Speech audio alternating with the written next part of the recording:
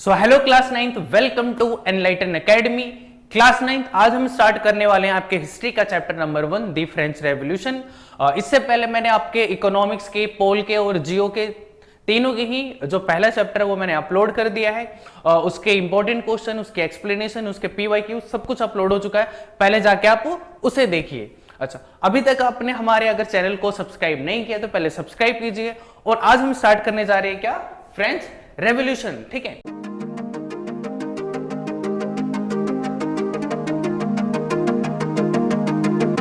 अच्छा ये सोचो कि फ्रांस में जो एक रेवोल्यूशन हुआ था वो इंडिया में आपके सिलेबस में क्यों पढ़ाया जा रहा है? इसकी क्या इतनी इंपॉर्टेंस है कि आपको फ्रेंच रेवोल्यूशन पढ़ना पड़ रहा है इंडिया में होके भी? तो दरअसल हुआ ये था कि ये जो रेवोल्यूशन था जो कि 14 जुलाई 1789 को स्टार्ट हुआ था फ्रांस में, तो इसमें लोगों ने लॉजिकली किसी चीज को सोचना स्टार्ट किया था। मतलब ऐसा नहीं कि कुछ भी हमारे जो धार्मिक ग्रंथ है उन्होंने कुछ भी बोलना स्टार्ट किया, कुछ भी उसमें बात लिखी हुई आंख बंद करके बस मान लो। अब हुआ क्या था कि इसमें लोगों ने लिबर्टी, फ्रेटर्निटी और इक्वेलिटी की डिमांड उठाने लग गई थी, क्योंकि उस टाइम समाज जो था वो बहुत अलग अलग पार्ट में डिवाइडेड था। ठीक है, फ्रांस में अभी बात करेंगे 3 पार्ट में डिवाइड था। तो ये था कि बहुत ज्यादा उस टाइम डिस्क्रिमिनेशन वगैरह होता था। ठीक है, प्रिविलेज वगैरह, प्रिविलेज बाय बर्थ जो राजा वगैरह थे उनको मिलता था। तो वहां पे लोगों ने मतलब ये सोचना स्टार्ट किया कि भाई ऐसा क्या है राजा में कि वो पूरी कंट्री को रूल कर रहा है, हम क्यों नहीं कर रहे? या फिर इस टाइप के बहुत सारे कि हमें लिबर्टी मतलब फ्रीडम हमें क्यों नहीं मिल रही, और इस टाइप की इक्वालिटी क्यों नहीं है? तो लोगों ने बेसिकली हर चीज को लॉजिक के साथ सोचने स्टार्ट किया था। ठीक है, इवन फ्रेंच रेवोल्यूशन का जो एक कॉन्सेप्ट है वो हमारे जो फ्रीडम स्ट्रगल थी इंडिया की उसमें बहुत ज्यादा मतलब हेल्प किया था इसने। और हमारे जब हमें आजादी मिली उसके बाद जो कॉन्स्टिट्यूशन जो हमने अडॉप्ट किया था, तो हमारे कॉन्स्टिट्यूशन के प्रीएम्बल में भी ये तीनों वर्ड जो है फ्रेटर्निटी, लिबर्टी और इक्वालिटी, ये प्रॉपर मेंशन है। ठीक है, तो इसने कहीं ना कहीं पूरे यूरोप को और बाद में फिर पूरे वर्ल्ड को जो था वो इन्फ्लुएंस किया था। ठीक है, तो इसलिए आज हम इस चैप्टर को अपने सिलेबस में आप देख रहे हैं। ठीक है, स्टार्ट करते हैं ये रेवोल्यूशन का। तो सबसे पहले इंट्रोडक्शन की French revolution started in 1789। The series of event started by the middle class shaken the upper class. आगे हम जाके देखेंगे कि एक मिडिल क्लास है जो ग्रो होगी, जो इंटेलेक्चुअल होगी, जो चीजों को लॉजिकली सोचने वाली होगी, वो बाद में जाके जो अपर क्लास है जैसे क्लर्जी और नोबिलिटी, उसको पूरा ये हिला के रख देगी। The people revolted against the cruel regime of monarchy. लोगों ने जो मोनार्कियल सिस्टम था उसके रिजीम को बहुत ज्यादा अपोज किया। This revolution put forward the ideas of liberty, fraternity and equality. उसके बाद जो ये तीनों आइडियाज जो मैंने पहले भी बताया आपको कि ये बाद में बहुत ज्यादा फेमस हुए थे, बहुत सारी कंट्रियों ने अडॉप्ट करने स्टार्ट कर दिया था। आगे the revolution began on 14 July 1789, जो मैंने आपको डेट बताई, with the storming of the fortress prison the Bastille. ये बेस्टाइल का पैलेस था जो बाद में जाकर एज ए जेल यूज होने लगा था, प्रिजन यूज होने लगा था। उसके अंदर लोगों ने क्या किया कि स्टोरी है ये कि लोगों को लगा कि राजा ने आर्मी को ऑर्डर दिया है कि जाके जो भी फसल वगैरह है लोगों की वो जाके बर्बाद कर दो। तो लोगों को ये लगा कि राजा के जो सोल्जर हैं वो आके, राजा के सोल्जर जो है वो आके क्या करेंगे, हमारी फसलों को बर्बाद करने। तो लोगों ने सोचा अगर हमें उनसे लड़ना है तो उसके लिए हमें हथियार चाहिए। तो हथियार लेने के लिए कहां गए? वो जो बेस्टाइल का पैलेस था उसके अंदर बहुत सारे जो रेवोल्यूशनरिस्ट थे वो घुस गए, और 7 प्रिजन थे उसके अंदर, मतलब 7 उसमें अपराधी थे, उनको बाहर निकाला और पूरे पैलेस को क्या कर लिया, डिमोलिश कर दिया। पूरे पैलेस को क्या कर दिया, ध्वस्त कर दिया, गिरा दिया। और उसके बाद उसकी एक एक ईंट जो थी, एक एक ईंट, ब्रिक, वो ले जाकर अपने घरों में या फिर मार्केट में जाके सेल कर दिया था। ठीक है, कि भाई हमने पहली बार क्या किया है, रेवोल्यूशन किया है। इस मतलब इस खुशी में उन लोगों ने क्या किया था कि जो पूरा ईंट वगैरह थी वो जाके मार्केट में सेल कर दी थी। तो ये क्लियर हुआ। आगे चलते हैं, कॉज ऑफ फ्रेंच रेवोल्यूशन देखते हैं, रीजन कौन कौन से हैं जिसके वजह से फ्रेंच रेवोल्यूशन स्टार्ट हुआ था। तो सबसे पहले आते हैं हम सोशल कॉज पे। सोशल कॉज में यह था कि जो ये फ्रांस की सोसाइटी थी वो 3 पार्ट में डिवाइड थी। पहला था आपका फर्स्ट स्टेट जिसे हम बोलते थे क्लर्जी। क्लर्जी वो लोग थे जो कि चर्च वगैरह में काम करने वाले लोग थे, ठीक है, जिसे हम प्रिस्ट वगैरह बोलते हैं, तो वो लोग थे। सेकंड स्टेट में आपके नोबिलिटी आते थे, मतलब किंग और उसके आसपास के जो मिनिस्टर्स वगैरह हो गए, ब्यूरोक्रेट्स वगैरह हो गए, वो सब किस में आते थे? नोबिलिटी में। थर्ड स्टेट में बाकी लोग जितने भी बचे वो सारे किस में आ जाएंगे? आपके थर्ड स्टेट में, जिसमें आपके लॉयर्स हो गए, कोर्ट ऑफिशियल हो गए, मर्चेंट्स हो गए, पीजेंट्स वगैरह हो गए। तो जनरली थर्ड स्टेट को हम पीजेंट भी बोलते हैं, बिकॉज कि उस टाइम जो मोस्ट ऑफ लोग थे वो एग्रीकल्चर ही करते, तो किसान ही थे, तो इसलिए हम पीजेंट बोल देते हैं, ठीक है। तो इन 3 पार्ट में डिवाइड था ये। आगे first two class were exempted from paying tax. जो पहली 2 क्लास थी यानी क्लर्जी और नोबिलिटी, वो टैक्स नहीं देती थी। दे इंजॉयड प्रिविलेजेस बाय बर्थ। अब ये था इन्हें टैक्स नहीं देना पड़ता था। किस बेसिस पर टैक्स नहीं देना पड़ता था? सिर्फ इस बेसिस पे कि ये लोग, इन लोगों का जन्म कहां हुआ था? क्लर्जी और नोबिलिटी के खानदान में हुआ था, ठीक है। तो सिर्फ इसी की वजह से उन्हें टैक्स नहीं देना पड़ता था। Nobility classes also enjoy feudal privileges. अब फ्यूडल प्रिविलेजेस क्या होते थे? एक फ्यूडल सिस्टम चलता था यहां पर। फ्यूडल सिस्टम क्या था कि जो पीजेंट यानी थर्ड स्टेट के लोग थे वो नोबिलिटी के, मतलब जो राजा होते थे उसके खेतों में काम करने के लिए जाते थे, और बदले में उन्हें कोई पैसा नहीं मिलता था।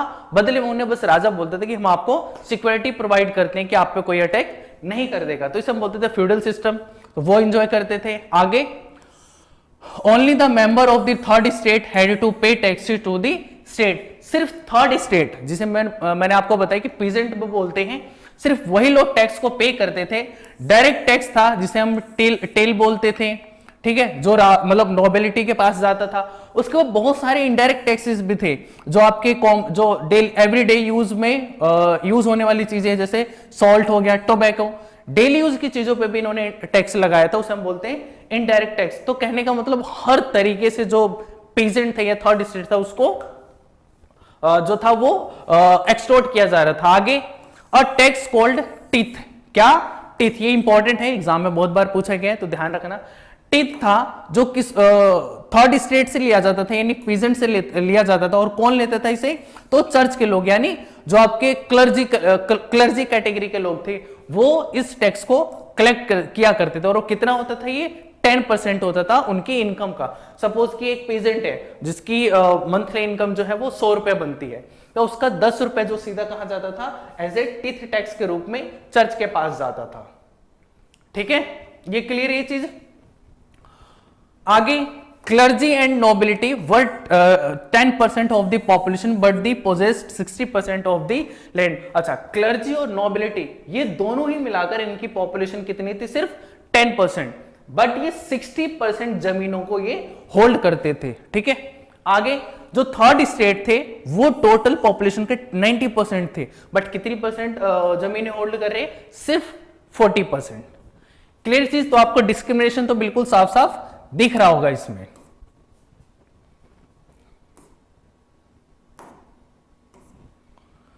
अब आते हैं तीसरा, इकोनॉमिक कॉज। आगे देखते हैं कि the population of the France rise from 23 million in 1715 to 28 million in 1789। 1715 से 1789 के बीच में पॉपुलेशन बढ़ के कितनी हो गई? 23 मिलियन से 28 मिलियन। अब पॉपुलेशन तो बहुत ज्यादा इंक्रीज हो रही है, जिसकी वजह से फूड ग्रेन्स की डिमांड बहुत ज्यादा बढ़ जाएगी, बट जमीनें तो उतनी ही है, ठीक है। तो जिस पेस से पॉपुलेशन बढ़ रही थी उस पेस से फूड ग्रेन्स का प्रोडक्शन नहीं हो रहा था, ठीक है। तो इस वजह से जितने फूड ग्रेन्स थे उनके प्राइस बहुत ज्यादा इंक्रीज हो गए। आगे most worker work as labourer in the workshop and they didn't see increase in their wages. अब जो डेली यूज की चीजें थी उनके प्राइजेस धीरे धीरे बढ़ते जा रहे थे, बट लोगों की सैलरी नहीं बढ़ रही थी। जो लोग जॉब करते थे उनकी सैलरी नहीं बढ़ रही थी। Situation become worse whenever drought और हेल रिड्यूस द हार्वेस्ट। अब और भी ज्यादा मतलब सिचुएशन और भी ज्यादा खराब हो जाती थी जब जो हार्वेस्ट यानी फसल जो थी वो ड्रॉट की वजह से या फिर किसी और रीजन की वजह से बर्बाद हो जाती, सूखे की वजह से बर्बाद हो जाती थी, तो और ज्यादा प्रॉब्लम फेस करना पड़ता था। आगे, this led to the scarcity of food grains और substance crisis which started occurring frequently during the regime. अब इस वजह से क्या होता था, फूड ग्रेन्स थी उनकी स्कार्सिटी यानी बहुत ज्यादा कमी हो जाती थी, और जो भी थोड़ी बहुत बचता था वो अपर क्लास के लोग जो थे वो होल्ड करके बैठ जाते थे, और जब बहुत ज्यादा डिमांड होती थी तो उसे हाई प्राइसेस में सेल करते थे। तो इस तरीके से पूरा मामला बिगड़ रखा होता था। ठीक है, तो ये 3 रीजन थे, आपने देखा। तीन नहीं, 2, सॉरी, आगे चलते हैं। पॉलिटिकल कोज, तो नेक्स्ट कौन सा आपका पॉलिटिकल कोज। अब देखते हैं इसमें क्या कि लुई 16, ठीक है, जो कि 1774 में किंग बना मात्र 20 साल की एज में। देख रहे हो, 20 साल की एज में बन रहे। अब जब ये बना तो उसने देखा कि पूरी की पूरी ट्रेजरी जो है वो खाली है, पूरा खजाना क्या है, खाली है। तो long year of war had drained the financial resources of France. अब हुआ क्या था कि फ्रांस और ब्रिटेन में, इन दोनों में 7 ईयर वॉर चल रही थी उस टाइम, और फाइनली ब्रिटेन जो था वो जीत गया था, बट वॉर की वजह से बहुत ज्यादा फाइनेंशियल लॉसेस झेलने पड़े किसको, फ्रांस को। आगे, under Louis 16 France help the 13 American colonies to gain their independence from common enemy Britain. अब फ्रांस ने, जब किसका कोई प्रॉफिट नहीं था, लेकिन फ्रांस ने हेल्प करी किसको, 13 अमेरिकन कॉलोनीज को, किससे आजादी दिलाने के लिए, ब्रिटेन से, क्योंकि अमेरिका की कुछ कॉलोनीज जो थी वो ब्रिटेन के अंडर में थी। तो बहुत सारी जो मतलब 13 कॉलोनीज को फ्रांस ने हेल्प करी कि किससे, ब्रिटेन से इंडिपेंडेंट दिलाने के लिए। ठीक है, अब इसकी वजह से क्या हो गया, बहुत ज्यादा हेल्प करी तो उसमें बहुत ज्यादा वेपन यूज होंगे और बहुत ज्यादा फाइनेंशियली एड दिया था इन्होंने, तो इसकी वजह से बहुत ज्यादा इन पे क्या हो गया, डेब्ट हो गया। तो 1 बिलियन का यहां पर हुआ और 2 बिलियन उनके ऊपर पहले से था। ये करेंसी है लिवरे, जो कि फ्रांस में चलती थी। ठीक है, तो इनके पास टोटल डेब्ट कितना हो गया, 3 बिलियन लिवरे का। ठीक है भाई, आगे, an extravagant court at the immense palace of Versailles also cost. अब देखो, इनका जो इतना बड़ा महल था पैलेस ऑफ वर्साइल का, तो इसके खर्चे को भी चलाने के लिए भी पैसा चाहिए ना भाई, तो वो भी कहां से आएगा, मतलब उसमें भी बहुत ज्यादा यूज हो गया था। आगे, to meet its regular expenses such as the cost of maintenance and army, the court, running government offices और यूनिवर्सिटीज, तो इन सब को भी चलाने के लिए बहुत ज्यादा पैसा लगता था, बट वो सारी चीजें खत्म हो चुकी थी, मतलब खजाना तो खाली हो चुका था, तो इन सबको कैसे रन किया जाए, तो इतनी सारी प्रॉब्लम्स थी वो फेस करनी पड़ रही थी। ठीक है भाई, आगे देखते हैं growing middle class. The 18th century witness the emergence of social group term the middle class. अब 18th सेंचुरी के स्टार्टेड में हमने ये देखा कि एक क्लास अलग से, एक मतलब सोसाइटी के अंदर से क्लास जो है वो ग्रो हो रही थी, जिसका नाम क्या था आपका, मिडिल क्लास। अब ये कौन थे, who earn there wealth through overseas trade, मतलब बाहर से ट्रेड कर, ठीक है, बहुत सारी चीजों को मैन्युफैक्चरिंग करके उनको सेल करके, बेसिकली मर्चेंट वगैरह थे, मर्चेंट थे जो मतलब बाहर से ट्रेड वगैरह करके थोड़ी सी उनके पास वेल्थ आ गई थी, और थोड़ी चीजों को लॉजिकली सोचने लगे थे, क्योंकि इनके ये बहुत ज्यादा बुक्स वगैरह रीड करने लगे थे, न्यूज़पेपर वगैरह रीड करने लगे थे, तो इसकी वजह से इनका जो थोड़ी माइंड था वो डेवलप हो गया था। तो इस टाइप की एक क्लास जो है वो निकल कर आई। आगे, this class was educated, believe that no group in society should be privilege by birth. ये एजुकेटेड क्लास थी और ये सोचने लगी कि एक समाज के अंदर प्रिविलेज बाय बर्थ जो है वो नहीं मिलना चाहिए था। मिल किसको रहा था, क्लर्जी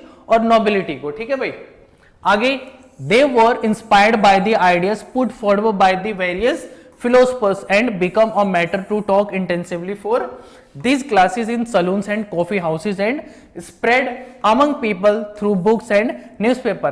अब ये लोग जो थे इंस्पायर कहां से होते थे, तो बहुत सारे फिलोसफर्स थे। ठीक है, आगे हम पढ़ेंगे इसमें, जॉन लॉकी हो गया आपका, मॉन्टेस्क्यू, बहुत सारी इस तरीके के फिलोसफर्स हैं जो बहुत सारे आइडिया को निकाल कर लेकर आए थे।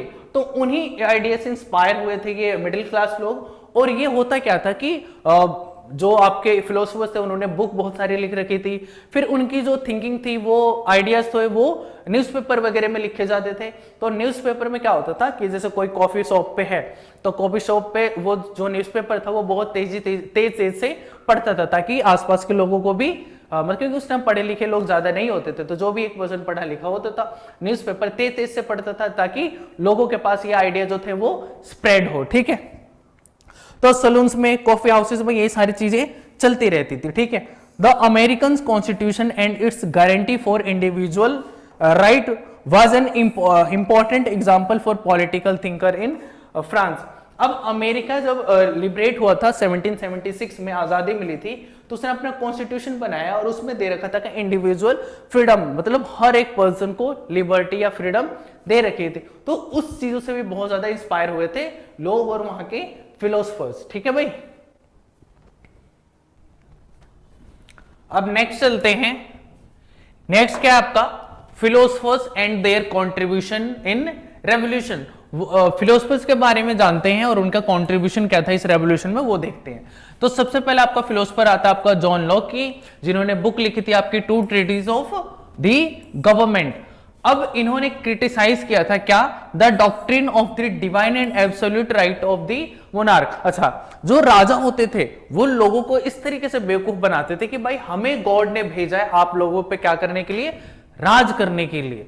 तो जॉन लॉक के भाई साहब कहते हैं कि ये फालतू की बातें हैं, कहीं उन्हें गॉड ने नहीं भेजा है। ठीक है, तो इसको मानने की कोई जरूरत नहीं है। ठीक है, आगे देखते हैं।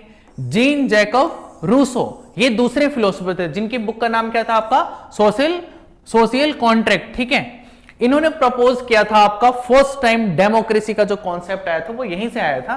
इन्होंने प्रपोज किया था a form of government based on a social contract between people and their representative. कहने का मतलब इन्होंने बताया था कि भाई जो लोग हम पे रूल करेंगे वो बेसिकली हमारे द्वारा ही इलेक्टेड होने चाहिए। ठीक है, तो फर्स्ट टाइम इन्होंने डेमोक्रेसी का कॉन्सेप्ट दिया था।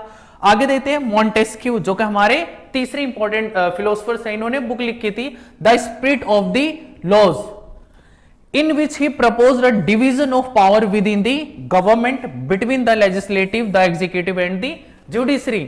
अब इन्होंने क्या कर दी थी, पावर डिस्ट्रीब्यूशन यानी डिसेंट्रलाइजेशन की बात करी थी कि भाई पावर किसी एक पर्सन के पास जो था वो इकट्ठी होकर नहीं रहेगी, पावर को डिस्ट्रीब्यूट किया जाएगा। ठीक है भाई, तो ये था आपके फिलोसफर्स और उनका रोल।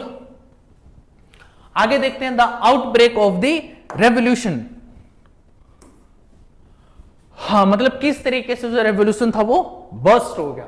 आगे Louis 16 called an assembly of the States General to pass his law proposal to increase taxes on 15th of May 1789। अब 5th of मई को राजा ने, लुई 16 ने स्टेट जनरल बुलाया, जो कि उस टाइम की गवर्नमेंट हुआ करती थी। ठीक है, तो लुई 16 ने स्टेट जनरल को बुलाया किस चीज के लिए, एक लॉ पास करना था जिसमें टैक्स को इंक्रीज करना था। क्योंकि आपको पता है इससे पहले कि लुई 16 जब राजगद्दी पे बैठा था तो उनकी ट्रेजरी जो थी वो खाली हो चुकी थी। ठीक है, तो उसको फिल करने के लिए, टैक्स इंक्रीज करने के लिए इसने मीटिंग बुलाई। आगे the first and second state sent 300 representative each. अब जो थे क्लर्जी और नोबिलिटी, जो पहले और दूसरे स्टेट के लोग थे, उन्होंने अपने 300 रिप्रेजेंटेटिव भेजे इस मीटिंग में। आगे who were seated in row facing each other on the two side. ठीक है, तो दोनों मतलब एक दूसरे की तरफ मुंह करके खड़े थे। आगे 600 मेंबर किन्होंने भेजे थे, आपके थर्ड स्टेट के लोगों ने। ठीक है भाई, जो कि पीछे की साइड खड़े हुए थे। तो एक तरफ आपके क्लर्जी, नोबिलिटी और पीछे की तरफ कौन खड़े थे, आपके 600 थर्ड स्टेट के लोग खड़े थे। अब third state were represented by more prosperous and educated member only while peasant artisan and womens were. अच्छा, जो थर्ड स्टेट में रिप्रेजेंट करने वाले लोग थे वो कुछ एजुकेटेड लोग थे, जो पढ़े लिखे थे, जो प्रोस्परस थे। ठीक है, वो लोग जो गए थे इस मीटिंग में पार्टिसिपेट करने। जो पीजेंट थे, आपके आर्टिसियंस थे और जो वुमेन्स थी, उनको पार्टिसिपेट नहीं करने दिया गया था। आगे voting in the state general is the past had been conducted according to the principle of each state had one. अच्छा, क्या होता था पहले, क्या सिस्टम चलता था कि मान के चलो क्लर्जी है, नोबिलिटी है और पीजेंट है, तो जितने भी ये 300 रिप्रेजेंटेटिव है क्लर्जी के, ठीक है, क्लर्जी, नोबिलिटी और पीजेंट, तो इन 300 की वैल्यू कितनी होती थी? 1। इन 300 को मिलाकर वोट वैल्यू कितनी होती थी? 1। सेम नोबिलिटी के 300 जो मेंबर है उनकी उन सबको मिलाकर वोट वैल्यू कितनी होती थी? 1।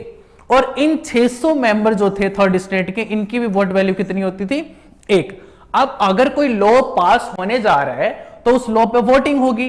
तो अगर कोई लॉ जो है वो पास हो रहा है और वो पहले और दूसरे स्टेट के फायदे का लॉ है, तो क्या करेंगे? ये दोनों फटाफट वोट देंगे, क्योंकि मिलके ही काम करते थे नोबिलिटी और आपके जो क्लर्जी थे, नोबिलिटी और क्लर्जी मिलके काम करते। इन दोनों ने वोट दिया तो 2 और 1 से क्या हो जाएगा? ये वोट पास हो जाएगा। मिलके काम करेंगे, हमेशा ये मेजोरिटी में रहेंगे और पास होता जाएगा। तो यही देखते हुए जो थर्ड स्टेट के लोग थे उन्होंने बोला कि भाई ऐसा रूल नहीं चलेगा, अब आपको करना ये पड़ेगा कि हर एक मेंबर की वोट वैल्यू 1 होनी चाहिए। जैसे 300 क्लर्जी के लोग हैं तो उनकी वोट वैल्यू 300, ठीक है, 300। सेम यही आपका नोबिलिटी का, और जैसे पीजेंट थे उनके 600 मेंबर थे तो उनकी वोट वैल्यू कितनी होनी चाहिए? 600। मतलब हर एक पर्सन की वोट वैल्यू कितनी? 1 होनी चाहिए। ठीक है भाई, ये हो गया क्लियर। आगे आफ्टर रिजेक्शन, बट राजा ने क्या किया? इस प्रपोजल को रिजेक्ट कर दिया कि ऐसा कुछ नहीं होगा, क्योंकि उनके घाटे का सौदा था तो उन्होंने मना कर दिया था। ठीक है, तो इसकी वजह से जितने भी आपके थर्ड स्टेट के मेंबर थे वो क्या कहे? इस मीटिंग से, इस असेंबली से बाहर चले गए। ठीक है, आगे On 20th of June, the representative of the third state assembled in the hall of indoor tennis court in the ground of Versailles. अब जब उन्होंने जो थर्ड स्टेट के मेंबर थे जितने भी 600, उन्होंने जो असेंबली थी उसको छोड़ दिया, बाहर आ गए और आपका वर्साइल पैलेस में एक इंडोर टेनिस कोर्ट था, उसके हॉल में ये सारे लोग इकट्ठा हो गए और दे वर डिक्लेयर देमसेल्फ और National Assembly and vote to draft a constitution for the France that would limit the power of the monarch. अब ये 600 लोग जो थे वो इंडोर टेनिस कोर्ट में इकट्ठा हुआ है और उन्होंने बोला कि हम अब स्टेट जनरल और राजा को नहीं मानते और हम अब बनाने जा रहे हैं कि अपना एक नेशनल असेंबली जो कि क्या करेगी? कॉन्स्टिट्यूशन बनाएगी और उस कॉन्स्टिट्यूशन से हम राजा की पावर को क्या करेंगे? लिमिट करेंगे। ठीक है भाई, आगे मिराबियो जो कि एक नोबल था और अबेसियस, ठीक है, अबेसियस जो कि एक प्रिस्ट था। मतलब जो मिराबियो था वो एक नोबल था, यानी सेकंड स्टेट का बंदा था, और जो एबीज और सीएस था वो प्रिस्ट था जो कि नोबल्स में आता था, सॉरी क्लर्जी में आता था। ये दोनों लोग, क्योंकि हर तरफ कुछ ना कुछ अच्छे बुरे लोग होते हैं, तो ये पहले दो क्लास के दो लोग थे, मिराबी और एबेसियस, जो लीड कर रहे थे किसको? थर्ड स्टेट के लोगों का, क्योंकि रीजन बिल्कुल वैलिड था इनका। तो इन लोगों का भी मानना यह था कि भाई सही चीज के लिए आवाज उठा रहे तो हम क्यों ना इनका साथ दे। आगे While the National Assembly was busy and at Versailles drafting a constitution, the rest of France was in trouble. जब ये आपका थर्ड स्टेट और बाकी जो पंगा चल रहा था कॉन्स्टिट्यूशन वगैरह बनाने का, इन विच फ्रांस जो था वो बहुत ज्यादा परेशानियों में घिरा हुआ था, ट्रबल में। Severe winter destroyed the food crops, which resulted in increase in the prices. अब बहुत ज्यादा हार्श विंटर पड़ गई, ठीक है, जिसके वजह से जो भी क्रॉप्स वगैरह खेतों में थी वो सारी की सारी बर्बाद हो गई। The bakers also hoarded supplies of breads for making greater profit. और जितने भी आपके बेकर्स थे उन्होंने जो भी ब्रेड की सप्लाई थी उनको रोक ली थी, होल्ड कर दी थी। क्यों? क्योंकि जब बहुत ज्यादा डिमांड होगी तो इसको हम क्या कर देंगे? हाई प्रॉफिट पे सेल कर देंगे।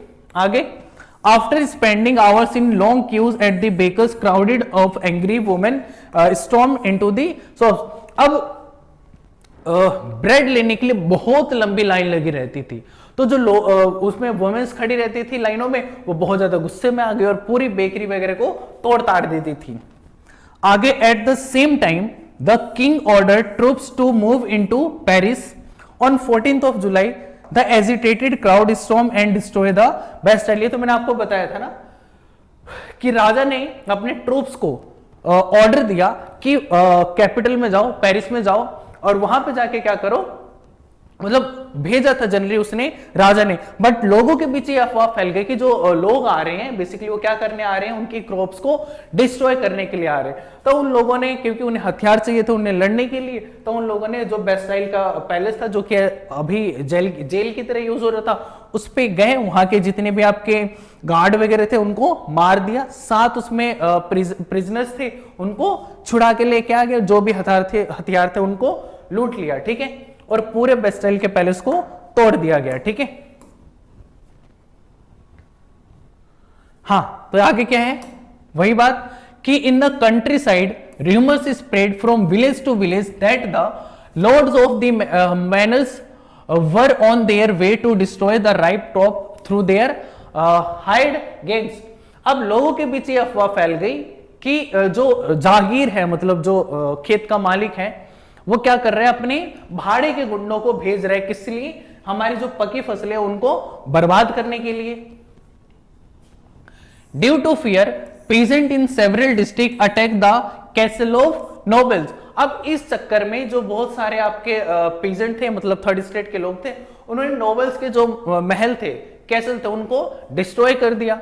जो भी फूड ग्रेन जो होर्डेड थे, मतलब जमा हो रखे थे, तो ठीक है, उनको लूट लिया। आगे जो भी डॉक्यूमेंट थे जिनमें उनके ड्यूज, मतलब जो वो कभी कभी लोन लिया करते थे बड़े बड़े लोगों से, अमीर लोगों से, तो वो जो भी डॉक्यूमेंट थे उन सबके कि लोन वगैरह लिए, पूरा हिसाब किताब को सबको जला दिया, डिस्ट्रॉय कर दिया। Large number of nobles fled from their homes and many migrated to neighbouring countries. बहुत जो आपके नोबल्स थे उन्होंने घर छोड़ दिया, कुछ लोग जो थे वो पड़ोसी देश में जाके रहने लग गए। Louis XVI finally recognized the National Assembly and accepted the Constitution। जब लुई 16 ने देखा कि इतना कुछ जो है वो हो रहा है कंट्री में, बहुत ज्यादा वायलेंस हो रहा है, तो फाइनली जो लुई 16 था उन्होंने मान लिया, मतलब जो नेशनल असेंबली थे उसको रिकॉग्नाइज किया और कॉन्स्टिट्यूशन को एक्सेप्ट कर लिया। आगे on 4 August 1789 France passed the law for the abolishing the feudal system and obligation and taxes। Finally 4 अगस्त 1789 में फ्रांस ने एक लॉ पास किया जिसमें जो भी फालतू के टैक्सेस थे उसको हटा दिया गया, जो भी फ्यूडल सिस्टम चल रहा था उसको हटा दिया गया। आगे the member of clergy were also force to give up their privileges. अब जो क्लर्जी लोग थे जिन्हें बाय बर्थ प्रिविलेज मिलते थे, उनको बोला कि भाई अपनी जो ये प्रिविलेजेस हैं, जो आपको एक्स्ट्रा सर्विसेज मिल रही है, इसको खत्म करो। Tithe were abolish and land owned by the church were confiscated. जो टीथ टैक्स लग रहा था उसको मतलब कैंसिल कर दिया कि आप कोई टैक्स टीथ नाम का नहीं लगेगा। जो चर्च बहुत सारी प्रॉपर्टी होल्ड करके रखती थी वे फालतू में, उन सबको रिलीज कर दिया गया। तो ये था पूरा। आगे देखते हैं।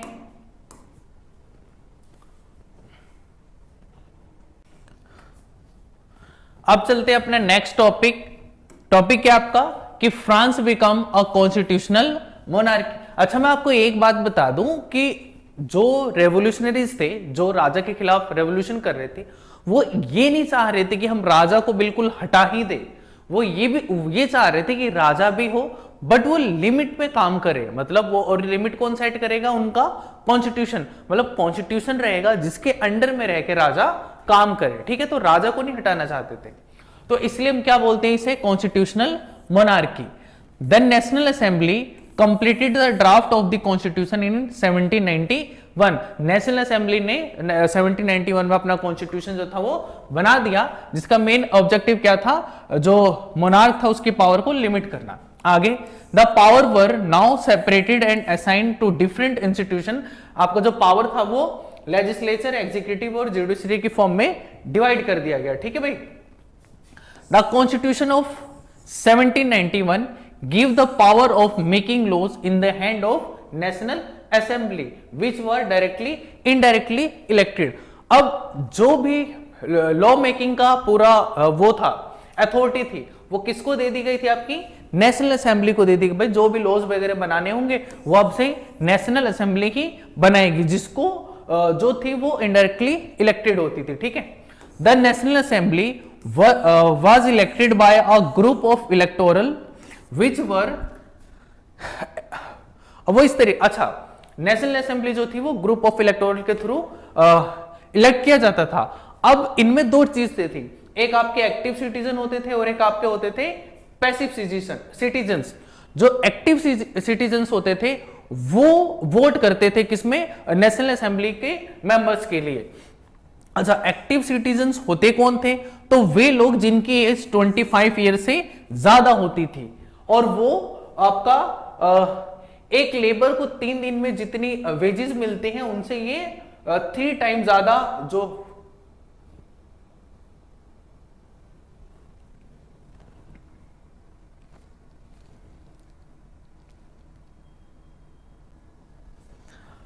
अच्छा, तो एक्टिव सिटीजन्स कौन होते थे, वे सिटीजन्स होते थे जिनकी एज 25 ईयर से ज्यादा होती थी और वो लोग जो थे वो टैक्स कितना पे करते थे, एक जो डेली वेजेस वाला लेबर होता था उसकी 3 दिन की जितनी कमाई होती थी उसके बराबर ये टैक्स पे करते थे।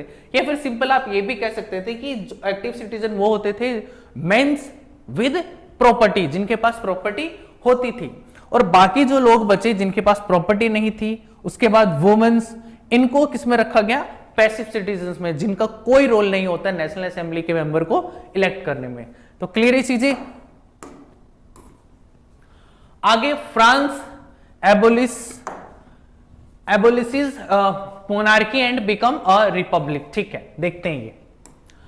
तो फ्रांस ने क्या किया, अपना जो मोनार्कियल सिस्टम था उसको हटा दिया और ये जो फ्रांस था वो क्या बन गया, अब रिपब्लिक। देखते हैं कैसे। Louis 16 had sign the constitution but he entered into a secret negotiations with the king of Prussia. अब राजा जो था लुई 16 उसने कॉन्स्टिट्यूशन को तो रिकॉग्नाइज कर दिया, बट वो सीक्रेटली किससे डील करने लग गया था, पुरसिया के राजा से। अब जो पुरसिया का राजा था आपका, वो इस कंसर्न में था कि फ्रांस में जैसे राजा को हटाया गया, मुनार को हटाया गया, कहीं ये वाली चीज हमारे पुरसिया में ना फैल जाए, ये इसका कंसर्न था। तो इसने साथ दिया इसने साथ दिया किसका, लुई 16 का, क्योंकि इसने हेल्प मांगी थी। अब ये दोनों मिलकर ये कोशिश कर रही थी किसी भी हम तरीके से जो नेशनल असेंबली है उसको हटा दे और वापस जो मोनार्कियल सिस्टम था उसको रिस्टोर कर ले। तो rulers of the other neighbouring countries too were worried by the development in France. हमने आपको सारी चीजें बता दी, बट ये जो होने से पहले जो वो लोग दोनों चाह रहे थे, लुई 16 और पुरसिया का राजा, कि हम वापस रिस्टोर कर ले, इससे रिलेटेड कोई एक्शन लेने से पहले ही जो नेशनल असेंबली थी उसने डिक्लेयर कर दिया था war against the Prussia and Austria. कब, अप्रैल 1792 में, ठीक है। तो नेशनल असेंबली ने 1792 में against the Prussia and Austria declare कर दी वॉर पहले ही, क्योंकि इन्हें पता लग गया था कि हमारा राजा जो था वो पुरसिया से क्या कर रहा है, सीक्रेट डील कर रहा है। अब हुआ क्या कि 1000 of volunteers join the army from the province to join the army. अब बहुत सारे वॉलंटियर्स, मतलब जो आपके नॉर्मल आम जनता थी, वो सारे के सारे जो थे वो आर्मी में एज ए वॉलंटियर काम करने के लिए आगे आगे, क्योंकि वो इस वॉर को किस तरीके से देख रहे थे कि हमारी लड़ाई किससे है, उन एरिस्टोक्रेट और राजा से है जो हमें क्या करते हैं, सताते हैं। बस। तो आगे द पैट्रियोटिक सॉन्ग, क्या नाम था इसका, मर्सियलिज। क्या था, मर्सियलिज, जिसको कंपोज किया था किसने, रोजेट डी लेज़ले ने, ठीक है।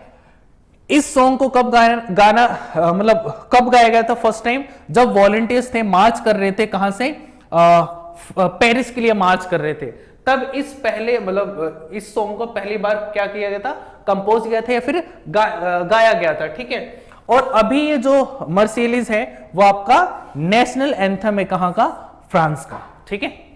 The revolutionary war brought losses economic difficulties to the people. अब ये जो वॉर थी, वो जितने भी रेवोल्यूशनरीज थे जो एज ए वॉलंटियर काम करने के लिए गए थे, उनको इनमें बहुत ज्यादा लॉस हुआ, बहुत ज्यादा इकोनॉमिक डिफिकल्टीज फेस करनी पड़ गई थी। ठीक है भाई,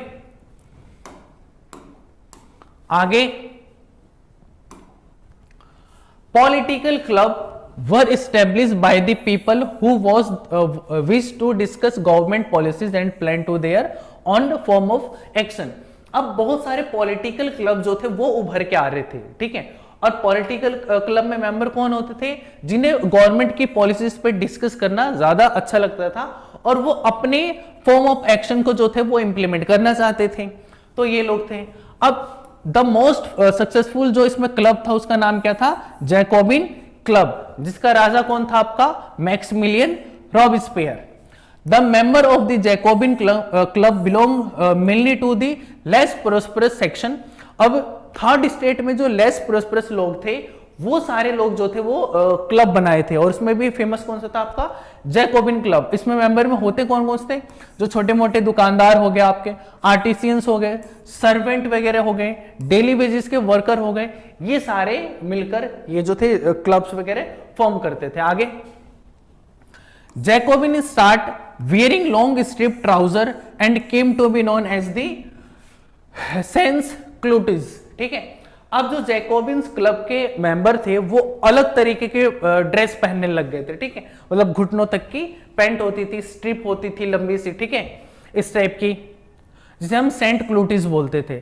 जिसका मतलब क्या होता है आपका, विदाउट नी ब्रीचेस, मतलब बिना घुटने के, मतलब घुटने के ऊपर का, मतलब कैप्री टाइप ही कह सकते हो आप। ठीक है, in the summers of 1792 the Jacobins plan to revolt a large number of the people of Paris who were angered by the short supplies and high prices of food। अब 1792 में जैकोबिन क्लब ने plan बनाया कि हम क्या करेंगे, revolt start करेंगे, कहां पे, पेरिस में, और इसमें लोग कौन से होंगे, जो हाई प्राइसेस की वजह से जो परेशान है, ठीक है, वो सारे लोग इसमें पार्टिसिपेट करेंगे।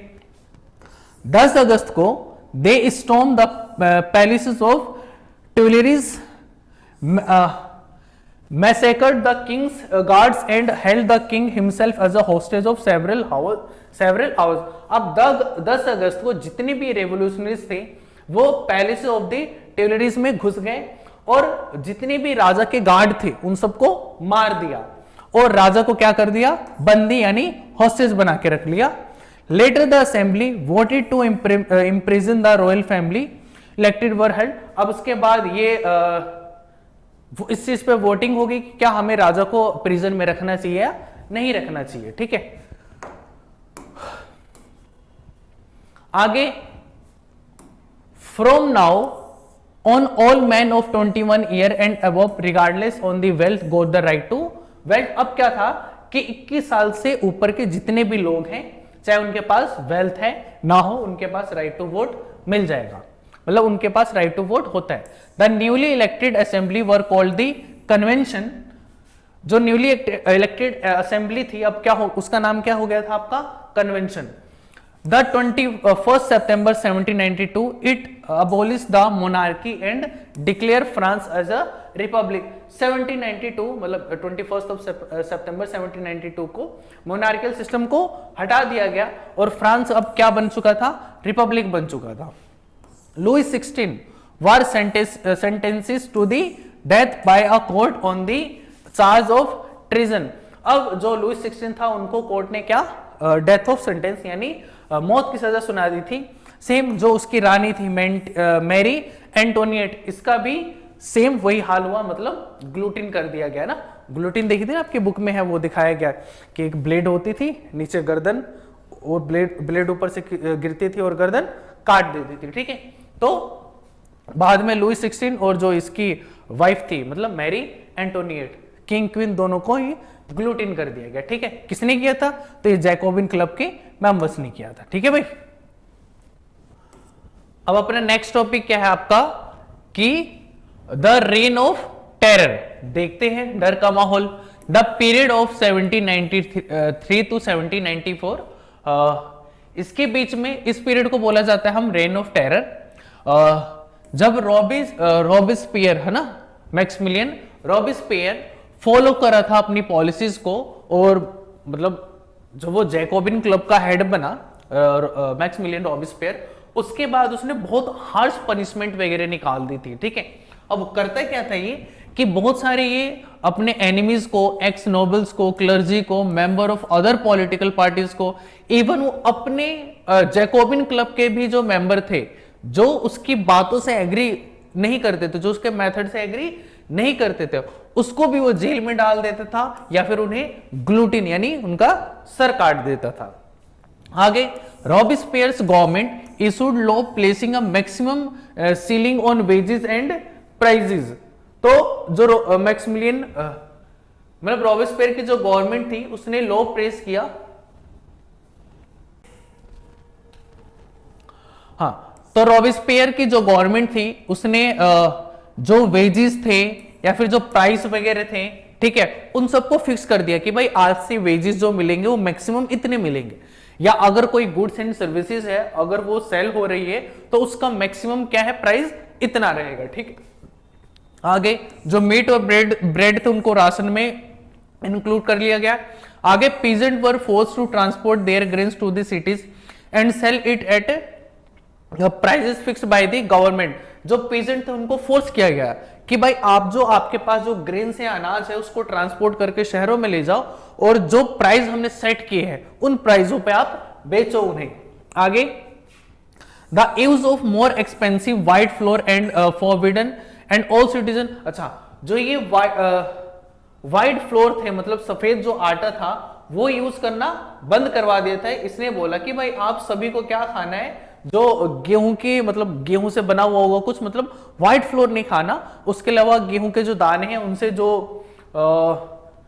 चीजें बनती थी वही खाना है आपको, ठीक है। Instant of the traditional monsieur, sir and madame, madam. अच्छा, पहले वहां पे क्या बोला जाता था, सर को मैंसियोर बोला जाता था और मैडम को मैडामे। अब ये दोनों हटा दिया गया, अब क्या बोला जाता है लोगों को, सिटियोन एंड सिटियोनिज, ठीक है भाई। आगे, churches were shut down and their building converted into barracks और ऑफिसेज। जितने भी चर्चेस थे सारे के सारे बंद कर दिए गए। अब वहां पे क्या है, सिर्फ मतलब उनकी जगह क्या बन गए, बैरक्स या फिर ऑफिसेज वगैरह। Robespierre pursued his policies too harshly that even his supporters began to demand moderation। अब रॉबेस्पियर की जो पॉलिसीज थी वो इतनी ज्यादा खराब हो गई थी कि इसके मतलब इतनी ज्यादा खतरनाक हो गई थी कि इसके जो सपोर्टर्स थे वही बोल रखे कि भाई अब बहुत ज्यादा हो गया तेरा, अब तू लिमिट में रह, ठीक है। आगे, finally he was convicted by a court in July 1794, जिसके बाद अच्छा उसके बाद 1794 में जुलाई में जो मैक्सिमिलियन रॉबेस्पियर था जो कि जैकोबिन क्लब का हेड था, क्लब का, उसको जो था कोर्ट ने जो था वो गिल्टी ठहराया और फाइनली जो था वो ग्लूटिन कर दिया गया उसे भी। तो जिसने ग्लूटिन को बनाया, जो सर काटने वाला मेथड था उसको जिसने बनाया मैक्सिमिलियन रॉबेस्पियर, बाद में जुलाई में उसे ही ग्लूटिन कर दिया गया था उसी के लोगों द्वारा, क्योंकि बहुत ज्यादा अति मचा रखी थी उसने। अब आगे देखते हैं rise of Napoleon Bonaparte. After the end of rain of terror, directory created political instability. जब रेन ऑफ टेरर खत्म हुआ तो जो वहां की गवर्नमेंट थी डायरेक्टरी, उसने बहुत ज्यादा पॉलिटिकल इंस्टेबिलिटी ला दी थी। अब हुआ कि 1799 में नेपोलियन बोनापार्ट जो था वो आया, ठीक है, मतलब बेसिकली वो उससे पहले कमांडर हुआ करता था आर्मी में। बाद में उसने 1804 में नेपोलियन बोनापार्ट ने अपने आप को एम्परर घोषित कर दिया, कहां, पूरे फ्रांस का। आगे, he conquered many neighbouring countries and placed member of his family on the crown. बहुत सारी जो आसपास की कंट्रियां थी उस पे नेपोलियन बोनापार्ट ने कब्जा किया और उन जगहों पे राज करने के लिए किसको भेज दिया, अपनी फैमिली के मेंबर्स को। चालू बंदा था ये। Napoleon saw his role as a moderniser of Europe, और इसने अपने आप को किस तरीके से रिप्रेजेंट किया कि भाई मैंने ही मतलब मैं जो हूं यूरोप का पूरा मॉडर्नाइजर हूं, मतलब डेवलपमेंट कौन करेगा, सिर्फ मैं करूंगा, ठीक है। आगे, he introduced many laws such as the protection of private property। इसने कुछ अच्छी चीजें भी की, बाद में जाकर ये बुरा हो गया था, जैसे इसने प्राइवेट प्रॉपर्टी ऑन करने के लिए राइट दे दी कि भाई कोई भी पर्सन है वो अपनी प्राइवेट प्रॉपर्टी को होल्ड कर सकता है, वो उसी की रहेगी। उसके बाद डेसिमल सिस्टम पे बेसिस जो भी आपके यूनिफॉर्म वेट सिस्टम था, मेजर्स थे पूरी कंट्री में भाई, 1 किलो जो होगा, जो 1 किलो की डेफिनेशन है वो हर जगह बिल्कुल सेम रहेगी। जितनी भी मेजर्स थे उनको पूरी कंट्री में यूनिफॉर्मली जो था वो इंप्लीमेंट कर दिया था, ठीक है। आगे initially many welcomed Napoleon as a liberator who would bring freedom for the people. जो स्टार्टिंग में लोगों ने बहुत ज्यादा सपोर्ट किया किसको, नेपोलियन बोनापार्ट को, कि भाई यही हमारा भगवान है, यही हमारे देश को आगे बढ़ा सकता है, या यही हमें राइट्स दे सकता है। बट बाद में क्या हुआ कि इसकी आर्मी ने क्या किया,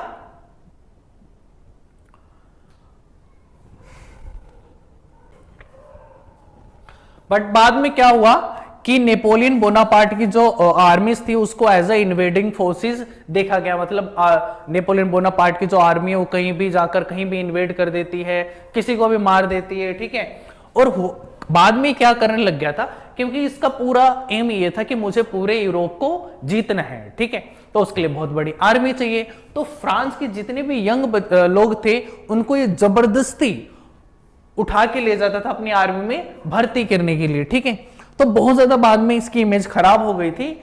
finally he was finally defeated at a Waterloo in 1850। Finally 1815 में बैटल ऑफ वाटरलू होती है, 4 कंट्री वर्सेस फ्रांस के बीच में, जिसमें फ्रांस या फिर नेपोलियन बोनापार्ट जो है वो हार जाता है, ठीक है भाई। आगे द एवोल्यूशन ऑफ स्लेवरी देखते हैं। The unwillingness of Europeans to go and work in the colonies in the Caribbean, which were important suppliers of the communities such as tobacco, indigo, sugar and coffee, created a shortage of labor on the plantation। अब क्या कि France की बहुत सारी colonies थी जिसपे उसका राज चलता था। अब कैरिबियन कंट्रीज कहां पर है आपकी, जो आपका नॉर्थ अमेरिकन कॉन्टिनेंट है और साउथ अमेरिकन कॉन्टिनेंट है, उसके बीच में इलाका जो पड़ता है बीच को, हम क्या बोलते हैं, कैरिबियन। तो कैरिबियन कंट्रीज में बहुत सारी कैरिबियन कंट्रीज जो थी वो फ्रांस की वो थी, कॉलोनीज वगैरह थी। और वहां पे बहुत ज्यादा आपका टोबैको, कॉफी और सुगर कॉफी वगैरह का बहुत ज्यादा क्या होता है, प्रोडक्शन होता था। लेकिन वहां पे काम करने के लिए वर्कर्स भी तो चाहिए। तो फ्रांस के लोग जो थे वो नहीं चाहते थे कि भाई हम नहीं जा रहे कहीं भी, ठीक है, बट वो बहुत ज्यादा कंज्यूम करते थे इन सारी चीजों को। तो अब इसकी वजह से लेबर की शॉर्टेज हो गई। तो फ्रांस ने सोचने लगा कि भाई हमारे लोग तो जा ही नहीं रहे, ठीक है, और इन सब की डिमांड भी बहुत ज्यादा इन सारी चीजों की, तो इनको ग्रो भी करना बहुत ज्यादा इंपॉर्टेंट है। तो यहीं से आपकी स्टार्ट होती है स्लेवरी का सिस्टम। अब फ्रांस क्या करता था कि फ्रांस के जो मर्चेंट्स होते थे sold from the airport to the African coast. अब जितने भी फ्रांस के मर्चेंट होते थे वो अफ्रीकन कोस्ट पे जाते थे, और वहां पे जो लोग थे, सरदार जो हुआ करते थे, उनसे क्या करते थे, ये स्लेव खरीद लिया करते थे। आगे ब्रेंडेड एंड शेकल्ड, मतलब उनको बंदी बनाकर जंजीरों में जकड़कर उनको टाइटली पैक कर दिया जाता था। कितने महीने के लिए, 3 महीने के लिए उनको बिल्कुल, क्योंकि स्लेव थे वो, तो बिल्कुल टाइटली उन्हें पैक करके रख लिया जाता था, ठीक है।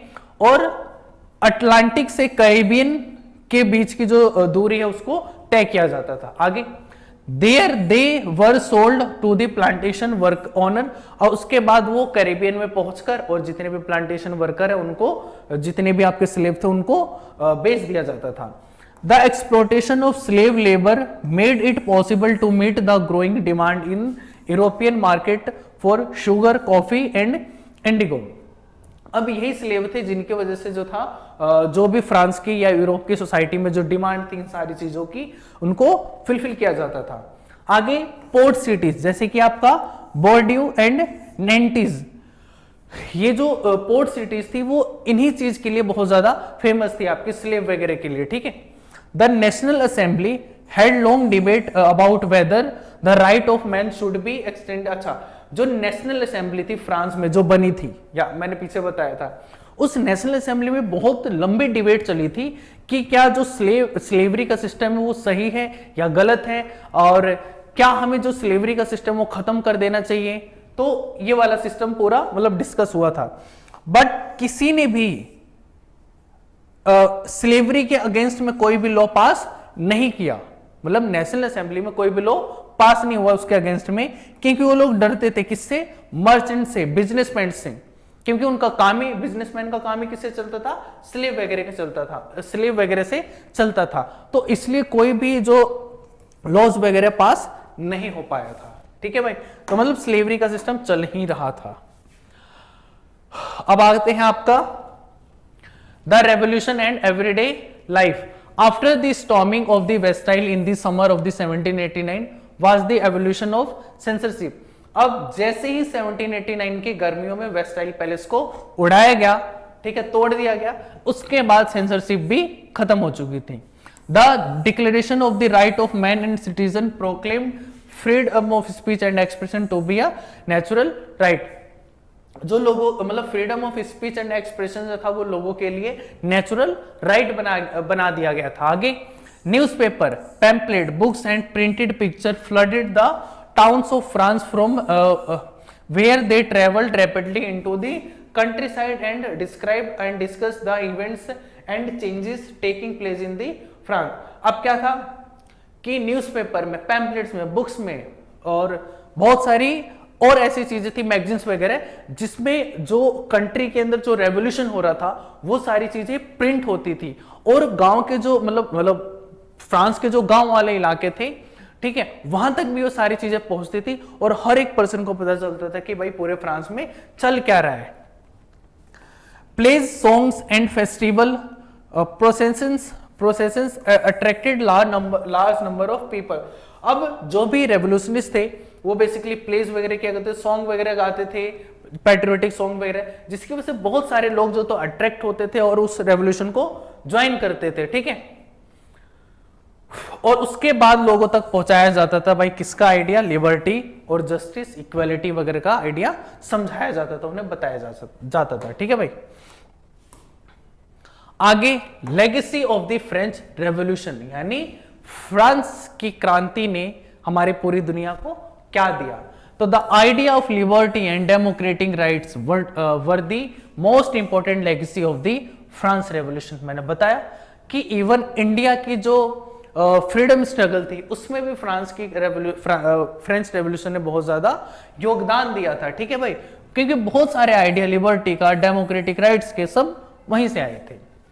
These spread from France to rest of the Europe during the 19th century where feudal system were abolished।